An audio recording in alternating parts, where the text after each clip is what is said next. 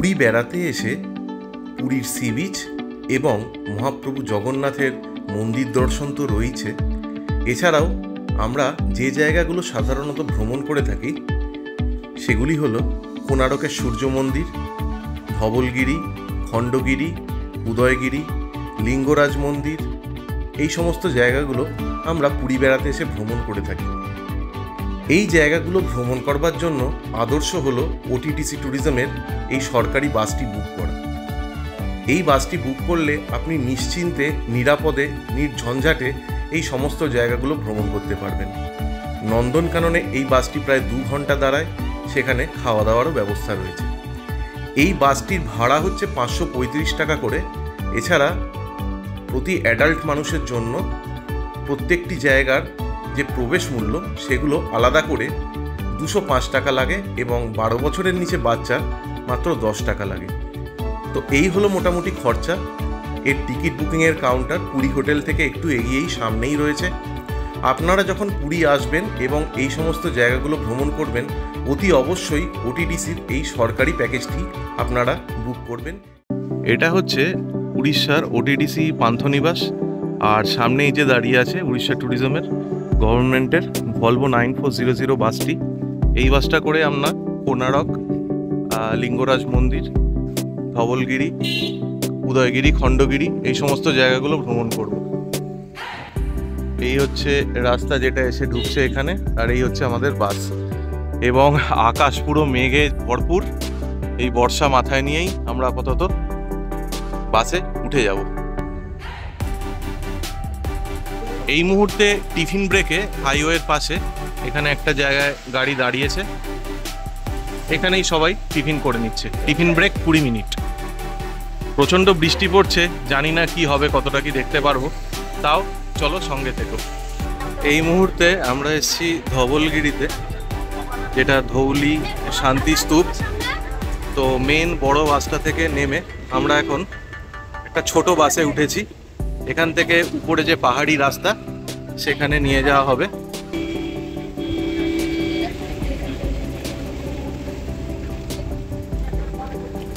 প্রচণ্ড বৃষ্টি মাথায় নিয়ে ঢুকছি ধৌলি শান্তি স্তূপ। কিন্তু জায়গাটা সত্যি অপূর্ব সুন্দর।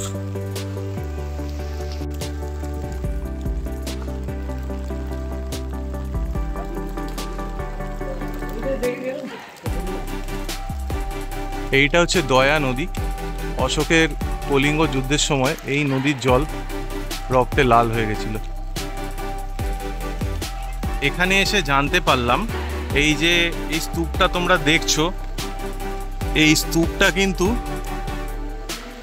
রিকনস্ট্রাক্টেড, এবং জাপানি মঙ্করা, বুদ্ধিস্ট মঙ্করা, তাদের অর্থ সহায়তায়, এই যে এখানে একটা জাপানিজ ইয়েতে লেখা ফলকও রয়েছে, তাদের অর্থ সহায়তায় এইটা রিকনস্ট্রাকশন হয়েছে।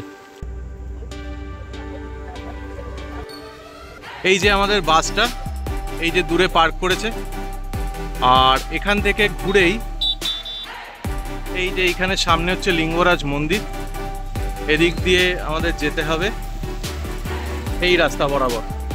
অ্যাকচুয়ালি পুরোটাকেই একটা মন্দির নগরী বলা যায়। এখানে তোমরা দেখো এই যে সামনে আরেকটা গাছের আড়ালে আরেকটা মন্দির আছে, এখানে ছোট ছোট আরও 2টো মন্দির আছে, লিঙ্গরাজ মন্দিরের পিছন দিকেও আরও অনেক মন্দির আছে। তো এই পুরো জায়গাটায় মোট 108খানা মন্দির আছে, যেটা আমাদের ড্রাইভার সাহেব বললেন। তো চলো জায়গাটাকে আমরা এবার এক্সপ্লোর করি। তো এই মুহূর্তে আমরা চলে এসেছি লিঙ্গরাজ মন্দিরের সামনে, কিন্তু লিঙ্গরাজ মন্দিরে লেদারের কোনো জিনিস এবং মোবাইল, ছাতা সব কিছু নিয়ে ঢোকা বারণ। তো আপাতত বৃষ্টিতে ভিজে ভিজেই আমাদের মন্দির দর্শন করতে হবে। আর আমি বাইরে থেকেই সামান্য কিছু ভিডিও তুলতে পারলাম, কারণ মোবাইল জমা রাখতে হবে। অনেক কষ্ট করে বৃষ্টিতে ভিজে ভিজে ভিডিও বানাচ্ছি, তোমরা ভিডিওটা ভালো করে দেখো আর অবশ্যই একটা লাইক দিও। বাস এখন ভুবনেশ্বর সিটির মধ্যে দিয়ে যাচ্ছে, তো সিটির মধ্যে বেশ ভালোই জ্যাম। চলে এসেছি উদয়গিরি, খণ্ডগিরি।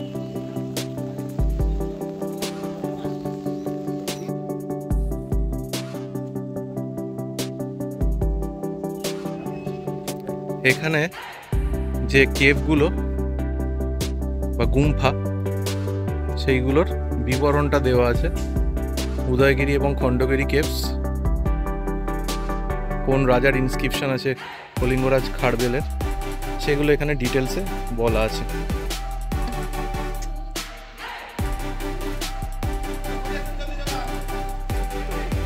এইখানে মোট 36 কেভস আছে।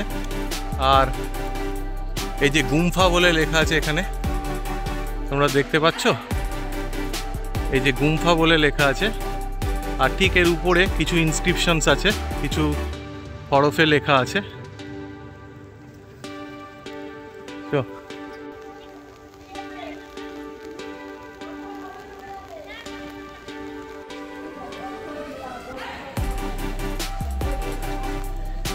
এই যে হাতিগুম্ফা শিলালিপি বা হস্তিগুম্ফা শিলালিপি, এই যে দেখো কেভের উপরে এই ইনস্ক্রিপশনটা তোমরা দেখতে পাচ্ছ।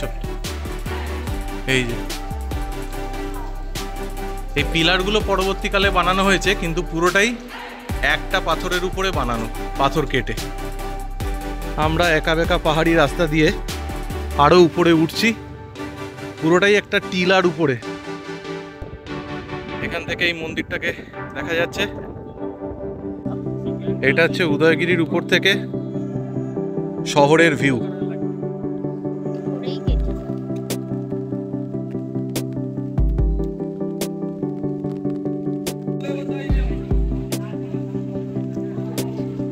এদিকে হচ্ছে খণ্ডগিরিতে ওঠার রাস্তা। এটা হচ্ছে খণ্ডগিরি গুম্ফা। এই যে খণ্ডগিরি গুম্ফা। তো উদয়গিরি খণ্ডগিরি দেখা আমাদের শেষ। আমরা এবার বাসের দিকে ফিরছি আবার নেক্সট ডেস্টিনেশনের জন্য।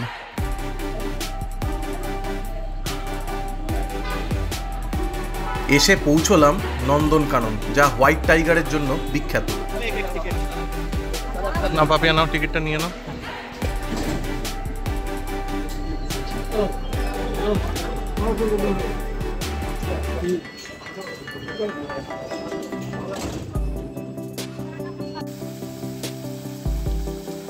তো ইনি হচ্ছেন আমাদের গাইড সাহেব। 180 रुपए आपको स्पेंड करते हैं और कुछ देख नहीं पाएंगे सच्ची बात है।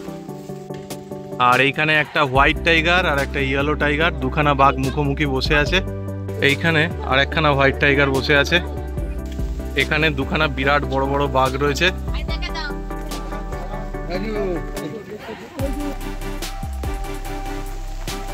এই হচ্ছে ইগুয়ানা।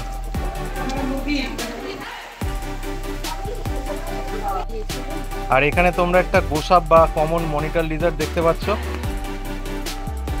আর এখানে রয়েছে দুখানা বড় বড় কচ্ছপ।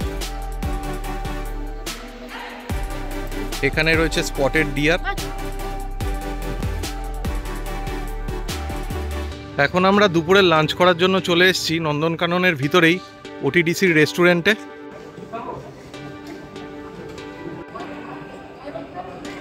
যাত্রা শুরু কোণারকের উদ্দেশ্যে।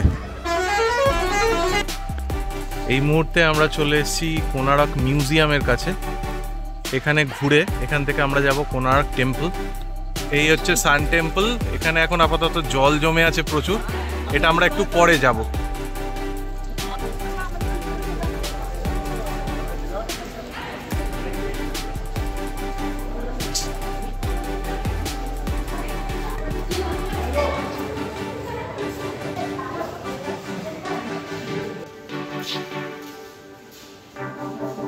আর এদিকে সূর্য নিজের কাজে লেগে গেছে।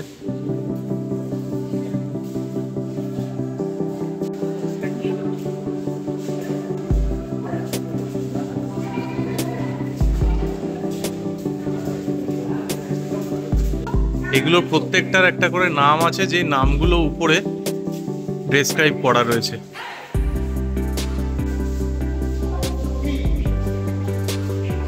ময়ূরপঙ্খী নৌকো রয়েছে।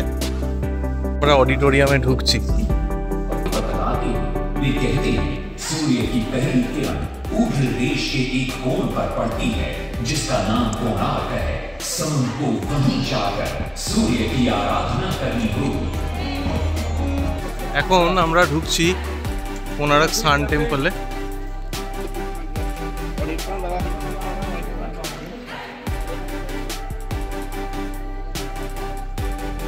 ছোটবেলায় আমি আমার বাবা মা আর দিদির সাথে এখানে এসেছিলাম। এখন বুড়ো বয়সে আমি আমার ছেলেকে নিয়ে এখানে এসেছি।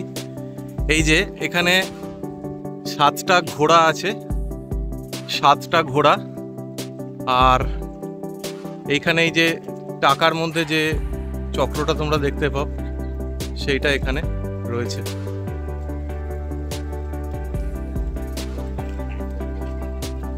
এইখানটা তোমরা দেখতে পাচ্ছ, এটা এই জায়গাটায় রয়েছে খাজুরাহের মতো মূর্তি।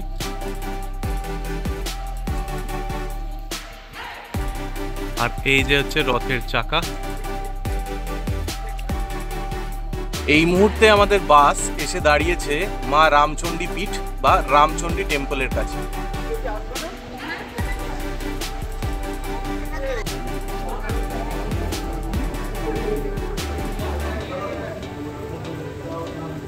এই মুহূর্তে আমরা এসে দাঁড়িয়েছি সুদাম স্যান্ড আর্ট মিউজিয়ামের কাছে।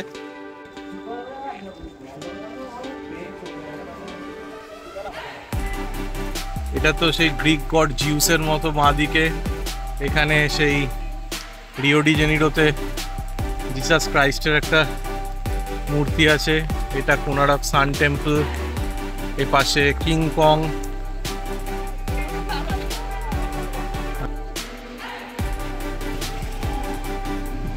তো আমাদের আজকের ওটিটিসি ট্যুরিজমের এই জার্নি এখানেই শেষ হলো। আমরা এখন আবার পুরীর মেন রাস্তায় চলে এসেছি। আমাদের বাস নামিয়ে দিয়েছে, আমরা আবার আমাদের হোটেলে ফিরে যাচ্ছি এই মুহূর্তে। চারপাশটা এনজয় করতে করতে ঘুরলাম বেশ ভালোই, শুধুমাত্র বৃষ্টিতে একটু ভিজতে হলেও, এটাই যা দুঃখ। তো ভিডিওটা কেমন হলো তোমরা কমেন্ট করে জানাতে ভুলো না। ভালো লাগলে অবশ্যই একটা লাইক করো আর চ্যানেলটাকে অবশ্যই সাবস্ক্রাইব করো। Tata, by.